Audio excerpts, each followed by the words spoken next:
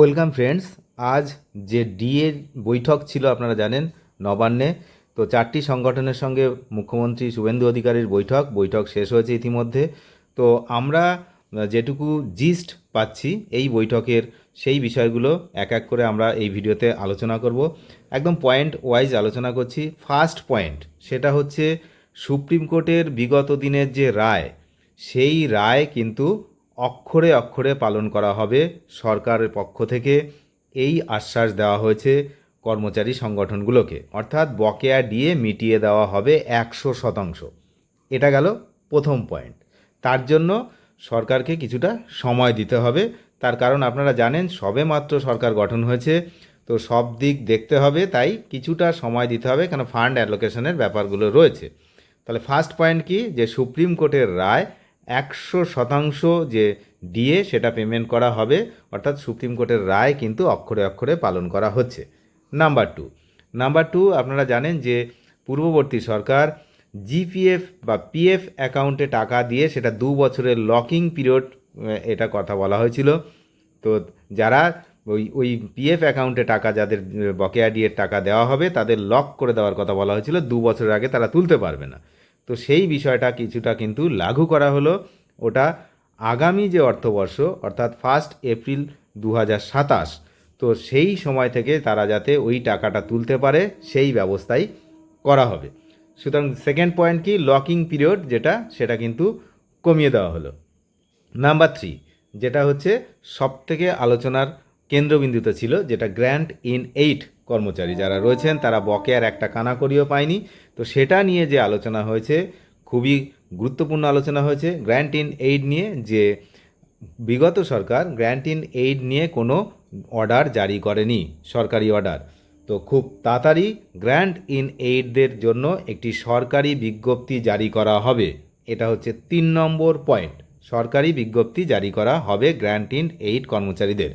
সুতরাং মোটের উপরে আজকের যে মিটিং সেটা কিন্তু সদর্থক মিটিংই ছিল। হ্যাঁ, তো যাই হোক, আমরা আশাবাদী সব কিছু ঠিকঠাক হবে। পরবর্তী পয়েন্ট, অর্থাৎ পয়েন্ট নাম্বার 4, সেটা হচ্ছে অনেকেই কিন্তু হতাশ হয়েছেন যে সবাইকে ডাকা হয়নি এই মিটিংয়ে, মাত্র 4টি মেন যে সংগঠন তাদেরকে ডাকা হয়েছে, কিন্তু এছাড়াও আরও অনেক সংগঠন ছিল, তাদেরকে ডাকা হয়নি। তো পরবর্তী মিটিংয়ে সবাইকে কিন্তু ডাকা হবে, এমনই আশ্বাস দিয়েছেন মুখ্যমন্ত্রী। Number 5, pay commission.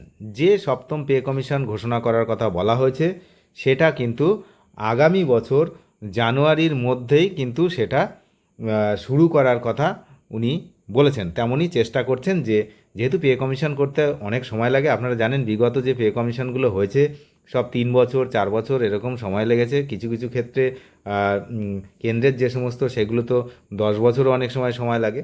তো এক্ষেত্রে যত দ্রুত সম্ভব এই পে কমিশনের বিষয়টা কিন্তু সৃষ্টি করা হবে, এটাই কিন্তু জানানো হয়েছে।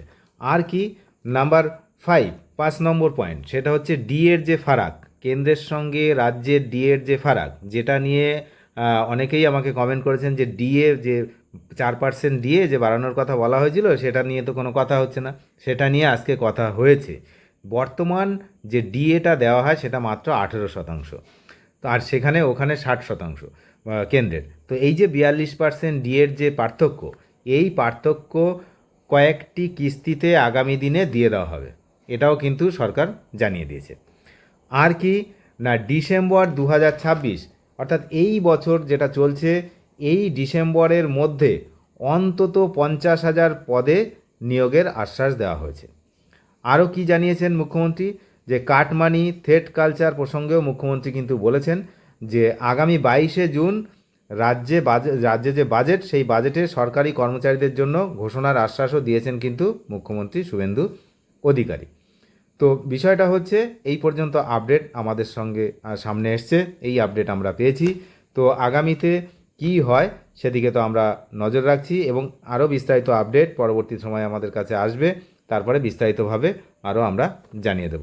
যারা চ্যানেলে নতুন, নিয়মিত আপডেট পেতে অবশ্যই চ্যানেলটিকে সাবস্ক্রাইব করে সঙ্গে থাকবেন। তবে মেন যে বিষয়, যে সুপ্রিম নির্দেশ, সেটা কিন্তু পুরোপুরি মেনেই হচ্ছে বকেয়া দিয়ে মেটানো হবে মুখ্যমন্ত্রীর সঙ্গে বৈঠকে, এটাই কিন্তু আমরা জানতে পেরেছি। সংগ্রামী যৌথ মঞ্চ এটা জানিয়ে দিয়েছে।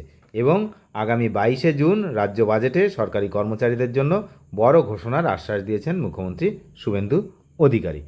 ধন্যবাদ।